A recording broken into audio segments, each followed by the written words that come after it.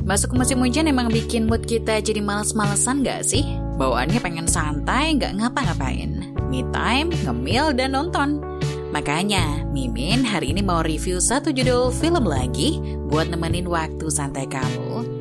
Judulnya adalah Middle School Girl A, film yang dirilis di tahun 2018. Penasaran kan gimana kisahnya? Ambil posisi yang nyaman, pastikan koneksi internet stabil, siapkan cemilan kamu, karena kita akan langsung mulai ceritanya. Jang Mirae adalah seorang anak SMP yang tidak terlalu bersosialisasi di sekolahnya. Dia nggak punya teman dan sedikit menarik diri dari orang lain. Ia lebih nyaman sendirian, makan sendirian di perpustakaan yang dia suka. Dia suka nulis, tapi nggak begitu pede dengan tulisannya. Ibunya sibuk bekerja setiap hari, sementara ayahnya suka mabuk-mabukan dan kadang memukulinya. Mirae sangat takut pada ayahnya. Ia selalu bersembunyi di lemari jika ayahnya pulang. Mirae sangat menyukai sebuah game online dan di sana adalah tempat di mana ia menemukan teman-temannya. Dalam game online itu, ia berpura-pura jadi pemanah laki-laki dan menyukai seorang pemanah laki-laki lainnya. Ada seorang putri bernama Sina yang menarik perhatiannya. Sina sangat cantik. Mirae membayangkan kalau Sina yang cantik itu adalah teman sekelasnya, Baekha, yang memang paling cantik di kelas. Dan pemanah yang ia sukai adalah Taeyang, anak laki-laki yang ia sukai di kelas. Suatu hari, guru menugaskan anak-anak di kelas membentuk kelompok untuk menonton movie bersama-sama. Dan Mirae satu kelompok dengan Taeyang. Teman-teman yang lain sama sekali nggak peduli dengan tugas itu, jadi saat guru pergi, mereka meninggalkan Mirae dan Taeyang berdua saja. Mereka berdua nonton movie bareng-bareng, tapi Mirae asik menatap Taeyang diam-diam. Taeyang memang tipe yang baik, jadi dia mudah dekat dengan Mirae. Dia juga tahu kalau Mirae nulis sebuah novel dan memujinya. Ia juga satu-satunya yang memberi tepuk tangan saat Mirae menang penghargaan bersama Baekha. Meski teman-teman kelas tidak terlalu menyukai Mirae, Baekha baik pada Mirae. Ia sering mengajak Mirae bicara dan mulai dekat dengannya, menghabiskan waktu bersama Mirae di perpustakaan. Ia bahkan satu kelompok dengan Mirae saat jam olahraga dan juga saat tugas memasak di rumahnya. Mirae yang awalnya nggak punya teman jadi merasa bahagia ada yang bersikap baik padanya. Taeyang ingin menjadi populer dan mulai masuk klub band. Ia mengatakannya pada Mirae untuk pertama kalinya dan dalam sekejap Taeyang benar-benar populer. Banyak anak perempuan yang tertarik padanya, tapi Taeyang hanya tertarik pada Mirae dan bahkan mengajaknya melihat pertunjukannya. Setelah itu, mereka bisa jalan-jalan ke Hongdae. Suatu hari game online kesukaan Mirae akan ditutup. Mirae sangat sedih karena harus berpisah dengan para karakter. Saat itu, si cantik Sina mendekatinya dan mengatakan pada Mirae untuk datang menemuinya jika Mirae merasa kesepian. Karena ingin berkonsultasi masalah cinta, Mirae datang menemui Sina hari itu. Dari petunjuk yang dikatakan Sina, dia akan ada di sebuah event free hug di sebuah taman. Mirae datang ke sana dan bertemu dengan maskot yang melakukan free hug, mengatakan kalau dia adalah Take, yang merupakan nama karakter game, dan tahu kalau boneka maskot itu adalah Sina. Mirae meminta maaf karena Sina pasti berpikir dia adalah seorang pria. Sejak saat itu, Mirae mulai berkonsultasi masalah percintaan pada Sina yang ada di dalam boneka maskot itu. Tapi Sina nggak pernah bicara, ia hanya mengangguk, menggeleng, dan melakukan bahasa isyarat saja. Mungkin karena itu Mirae merasa lebih nyaman. Ia bahkan sempat menanyakan apakah Sina pernah ke Hongdae, apakah tempat itu menyenangkan atau bagaimana. Tapi tahu nggak, suatu hari Mirae menghadapi hari yang buruk. Guru memarahinya dan Baekha karena mereka mengirim cerita yang sama ke panitia lomba. Teman-teman lebih percaya pada Baekha karena Baekha adalah anak yang cantik dan pintar. Mirae adalah orang yang menulis novel itu, tapi tidak ada yang percaya padanya karena ia tak pernah memperlihatkannya pada orang lain. Hanya ada dua orang yang tahu itu adalah novel miliknya, Baekha yang mencontek dan Taeyang. Tapi Taeyang diam saja dan tidak mengatakan apapun. Teman-teman sekelasnya membulinya. Mirae juga tahu kalau selama ini Taeyang ternyata menyukai Baekha.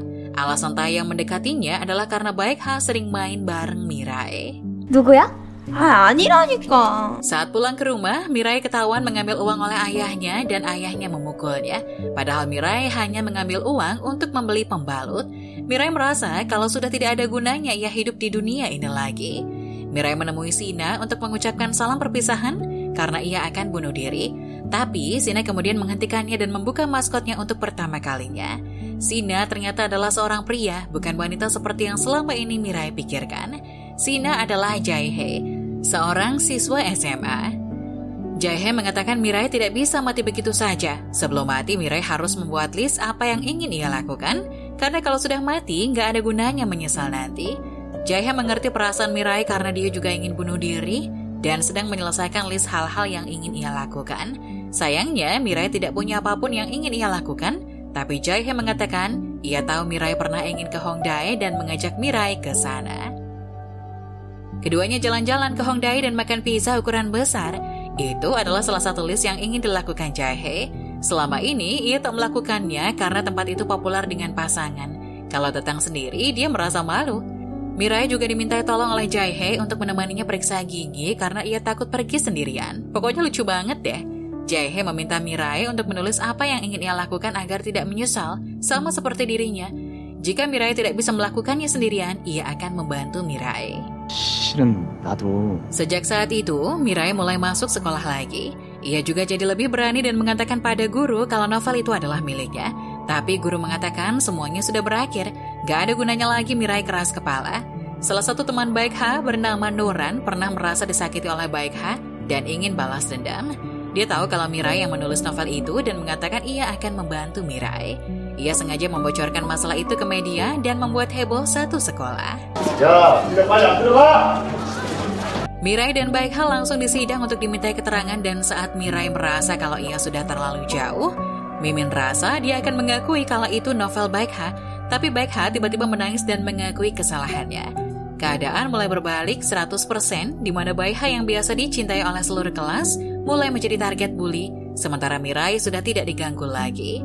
Mirai jadi merasa sangat bersalah dan akhirnya memperbaiki hubungannya dengan teman-teman sekelasnya. Sejak awal, alasan free hug Jae-hye menjadi pertanyaan besar buat Mimin. Kenapa ya dia mau melakukan free hug?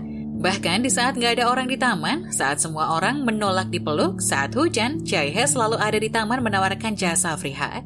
Mirai bertanya-tanya kenapa Jae-hye melakukannya, tapi ia tak pernah menanyakan alasannya. Hanya saja Jae-hye pernah bercerita kalau ia melakukan kesalahan pada teman baiknya, dan itu mungkin menjadi alasannya. Terbukti saat Jae-hye akhirnya menemukan orang yang sebenarnya ingin ia peluk, dan menurut Mimin itu cukup emosional. Setelah Jae-hye berhasil melakukannya, semua listnya sudah terpenuhi, dan ia dengan tenang bisa bunuh diri. Tapi di saat itu, Mirai malah gak rela berpisah dengan Jae-hye. Movie ini mungkin terlihat sederhana, tapi sebenarnya cukup serius.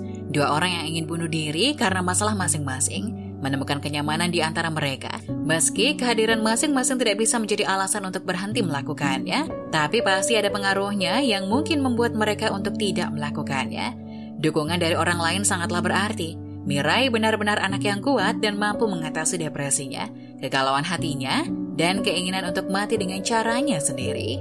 Tentu saja kehadiran Jae-hye membawa pengaruh besar dalam kehidupannya. Ia jadi lebih bisa menghadapi kehidupan sekolahnya dan melakukan hal-hal baik sebagaimana sifatnya yang sebenarnya, padahal dia masih anak SMP. Awalnya dia mungkin membenci Baek Ha, tapi melihat Baek Ha ada di posisinya, ia jadi memikirkan saat dia ada di posisi itu. Baek Ha pernah bersikap baik padanya, meskipun kenangan itu hanya sedikit, tapi ia berhasil menjadikan itu alasan membantu Baek Ha. Kadang ada orang yang terlalu fokus pada hal-hal yang jahat yang dilakukan orang lain, dan langsung melupakan kebaikan orang yang selama ini dilakukan orang lain. Ungkapan karena nilai setitik rusak susu sebelanga itu benar-benar terjadi di dunia nyata. Sebanyak apapun kebaikan yang kamu lakukan, hanya dengan satu perbuatan jahat, semuanya akan rusak. Bisa jadi perbuatan jahat itu tidak sengaja, tapi tetap saja anggapan orang lain berbeda. Kita hanya berharap ada orang seperti Mirai. Mirai pada akhirnya berteman dengan teman yang pernah membulinya karena ia sudah berubah. Hanya dengan keberanian dan keinginan agar hal yang sama tidak terjadi padanya, Mirai bisa menyelamatkan Baek Ha. Semua orang punya pelarian akan masalahnya sendiri. Pada awalnya Mirai ingin bunuh diri sebagai pelarian, kemudian ia bertemu seseorang yang ternyata hidupnya lebih buruk darinya. Mirai takut pada ayahnya, tapi ibunya mencintainya. Setidaknya ia masih punya ibu yang menyayanginya. Sementara itu Jae-hye tidak punya siapa-siapa. Rasa bersalah kepada sahabatnya membuatnya ingin bunuh diri. Ketakutan itu ada, karena itu ia membuat list hal yang ingin ia lakukan. Selagi ia menyelesaikan semua listnya, ia bertemu dengan Mirai dan mungkin saja Mirai satu-satunya orang yang tidak ingin ia menghilang. Jae-hye akhirnya bisa menatap masa depan yang baru dan memulai dari awal lagi. Wah, cukup mengharukan ya. Gimana nih menurut kamu? Tuliskan komentar kamu soal film ini ya. Jangan lupa like, share, dan subscribe Wiranata Film. Sampai jumpa di review selanjutnya. See you!